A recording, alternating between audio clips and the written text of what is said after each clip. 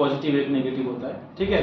बाहर जाते हैं ना, पार्क से बाहर जाते टाइम पकड़े जाते हैं गार्जियन से कभी कभी, ठीक है। देखा, तो कपल में क्या होता है कि ए pair of equal and opposite force, मतलब एक पॉजिटिव और एक नेगेटिव है तो क्या बन जाएगा, कपल बन जाएगा, ठीक है। A pair of equal and opposite forces on a body along two different line of action, ठीक है, उसको क्या बोलेंगे, कपल बोलेंगे।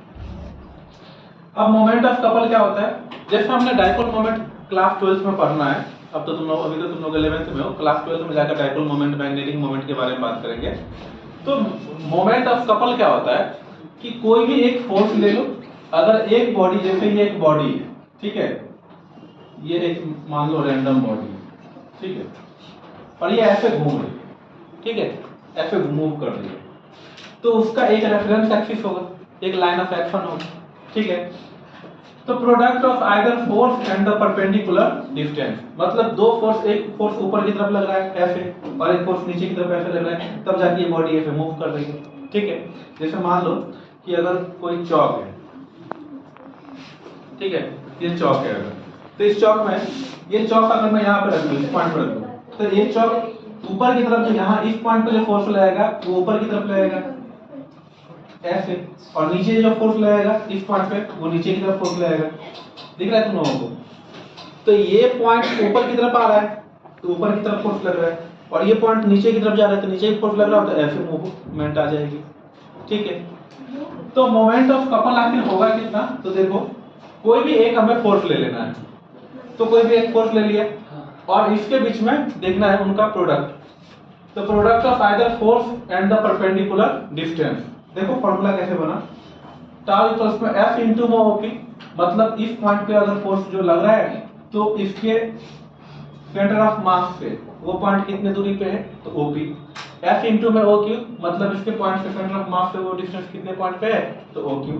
तो F इंटू में OP प्लस में OQ कितना है तुम्हारा, टोटल क्या है, PQ है, तो F इंटू में PQ, ठीक है। और इस PQ को क्या बोल दिया गया, D बोल दिया गया, तो टाउ इक्वल्स में एक फॉर्मूला आ गया F इंटू में D, और इसी को क्या बोला गया, मोमेंट ऑफ कपल बोला गया। आया समझ में। चलो नेक्स्ट टॉपिक की बात करते हैं, वर्क डन बाय टॉर्क। अगर हमें टॉर्क से किसी का वर्क डन फाइंड करना हो, ठीक है, कोई वर्क करना हो, तो उसका वर्क डन कैसे फाइंड करेंगे उसके बारे में देखो। सेम ऑब्जेक्ट, जैसा ऑब्जेक्ट यहाँ पे था वैसा ही ऑब्जेक्ट यहाँ पे भी है, एक ऑब्जेक्ट है जो ऐसे मूव कर रही है, इस डायरेक्शन में मूव कर रही है, ठीक है। मान लो ये उसका रेफरेंस पॉइंट है ऐसे, ये उसका रेफरेंस लाइन है, ठीक है। रेफरेंस लाइन O और P है, बॉडी P से लेके Q तक पहुंची है, तो बॉडी P से लेके Q तक पहुंची है, तो इसका मतलब ये एक आर्क फॉर्मेशन हो रहा है ना, आर्क फॉर्मेशन हो रहा है। तो एंगल कितना ट्रेस हुआ, डेल्टा थीटा एंगल ट्रेस हुआ, इस पॉइंट से लेके इस पॉइंट तक का डिस्टेंस कितना है, R। तो ये एक तुम्हारा क्या है, एक सर्कल का पार्ट लग रहा है कि नहीं, एक सर्कल का पार्ट लग रहा है, ठीक है। और ये फोर्स यहाँ पे ऐसे लग रहा है, इस पॉइंट का नाम Q है, इस पॉइंट का नाम P है, इस पॉइंट का नाम O, और ये R और R, ठीक है। इतना दिख रहा होगा तुम्हें,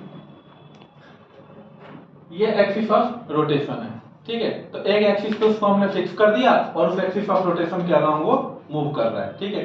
जैसे अगर मैं चौक में दिखाना चाहूँ तुम्हें, तो चौक में क्या हो सकता है, जैसे ये हमारी कोई ऑब्जेक्ट है, ऑब्जेक्ट का एक पॉइंट हमने फिक्स कर रखा है, तो ये पॉइंट तो हमने फिक्स कर दिया, एक एंड को हमने फिक्स कर दिया और एक एंड के अलावा इसको हम मूव करने की कोशिश कर रहे हैं।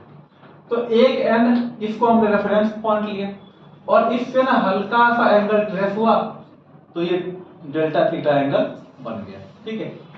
तो P पॉइंट से Q पॉइंट तक बॉडी आर्क फॉर्म में ट्रेवल होकर पहुंच रही है, ठीक है।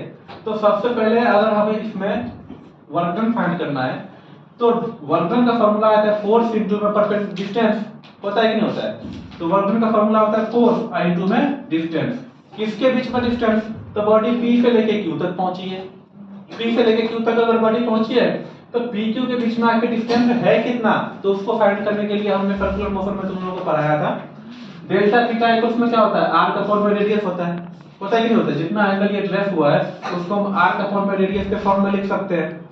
तो डेल्टा थीटा इक्वल्स में r कितना किया, r, क्योंकि r पे मूव बॉडी हो रही है, तो r PQ divide by radius क्या है, r। तो r to p q equals में कितना, इसको इससे मल्टीप्लाई कर दिया तो ये क्या आ गया r आई इंटू में डेल्टा थीटा, तो r डेल्टा थीटा आ गया। इतना क्लियर है, यस और नो? ठीक है, तो w इक्वल्स में फोर्स इनटू में distance between p and q। Distance कितना आया, तो डिस्टेंस है तुम्हारा r डेल्टा थीटा। इतना क्लियर है? तो w इक्वल्स में कितना आ गया, डेल्टा w इक्वल्स में फोर्स और इनटू में परपेंडिकुलर डिस्टेंस, सॉरी परपेंडिकुलर नहीं डिस्टेंस, ठीक है, दोनों के बीच में डिस्टेंस आएगा। तो एफ आर डेल्टा थीटा, इनको मल्टीप्लाई कर दिया तो डेल्टा डब्ल्यू इक्वल्स में क्या आ गया, F R delta theta. F और आर अभी तुमने पढ़ा क्या, एफ और इनटू में डी, डी का मतलब क्या, डिस्टेंस ही ना, तो वो आर भी तो डिस्टेंस ही है, ठीक है। तो एफ इनटू आर क्या होता है, वो टॉर्क होता है। तो डेल्टा डब्ल्यू इक्वल्स में क्या, टाउ डेल्टा थीटा। ये तो हो गया तुम्हारे स्मॉल के लिए। अगर मान लो छोटा बॉडी है, बहुत कम रोटेशन हुआ है, मान लो इस पॉइंट से लेके और इस पॉइंट तक रोटेशन हुआ है, ठीक है।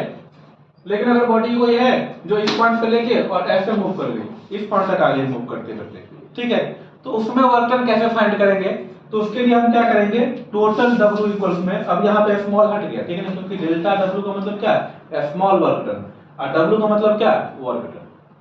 अगर कहीं पे भी फिजिक्स के अंदर L लिखा होता है तो इसका मतलब होता है लेंथ, लेकिन अगर कहीं पे डेल्टा L लिखा हुआ है तो इसका मतलब होता है स्मॉल लेंथ। आ रहा समझ में? तो अगर पूरा वर्क डन फाइंड करना हो बॉडी के पीछे, क्योंकि उस बॉडी को मूव करने के लिए कितना वर्क डन लगेगा, तो जिस पॉइंट से उसने अपनी जर्नी स्टार्ट की, तो थीटा 1 से लेके theta 2 integration tau D theta, ठीक है, ये यूज करेंगे हम। इस पे बहुत सारे क्वेश्चन दे रखे हैं नीट में, वो क्वेश्चन अभी हम डिस्कस करेंगे, तो उसमें आएगा समझ में अच्छे तरीके से। अगर इसमें पावर डिलीवर्ड बाय टॉर्क हमें करना है कि अगर मान लो किसी टॉर्क की वजह से कितना पावर डिलीवर्ड हो रहा है, तो उस पॉइंट को हम कैसे फाइंड करेंगे, तो डेल्टा डब्ल्यू इक्वल्स में क्या होता है, टाउ डेल्टा थीटा, ये अभी हमने देखा, वो देखो वहां पे डेल्टा डब्ल्यू इक्वल्स में क्या है, टाउ डेल्टा थीटा है, इस पॉइंट पे डेल्टा डब्ल्यू इक्वल्स में क्या है, टाउ डेल्टा थीटा। कोई दिक्कत यहाँ तक नहीं। तो पावर डिलीवर्ड, अगर हम इस टर्म को पावर के फॉर्म में एक्सप्रेस करें, कभी कभी क्वेश्चन आया है इसमें, नीट में बहुत सारे क्वेश्चन दे रखे हैं जिसमें पावर पूछा जाता है, ठीक है ना, कि पावर कितना उसमें यूज करना पड़ेगा जब हम इस टाइप के क्वेश्चन को करते हैं, ठीक है ना, तो उसमें पावर कैसे फाइंड किया जाएगा अगर पावर के कॉन्सेप्ट में क्वेश्चन पूछ दिया जाए। तो पावर डिलीवर्ड में देखना होता है कि डेल्टा डब्ल्यू इक्वल्स में टाउ डेल्टा थीटा, तो हमारा एक्सप्रेशन है ही, ठीक है। अब अगर हम इसमें क्या करते हैं, divide both side delta T करते हैं, ठीक है, तो दोनों साइड में क्या करते हैं, डेल्टा टी से हम डिवाइड कर देते हैं, डेल्टा डब्ल्यू इक्वल्स में डेल्टा टी इक्वल्स में tau delta theta by delta T. Delta W by delta T क्या होता है, पावर होता है, work done divide by time, work per unit time power होता है ना, work per unit time power, work energy power में पढ़ा है तुम लोगों ने कि वर्क पर यूनिट टाइम क्या होता है, पावर होता है। और delta theta by delta T क्या होता है, ये क्या होता है, ओमेगा, एंगुलर वेलोसिटी होता है।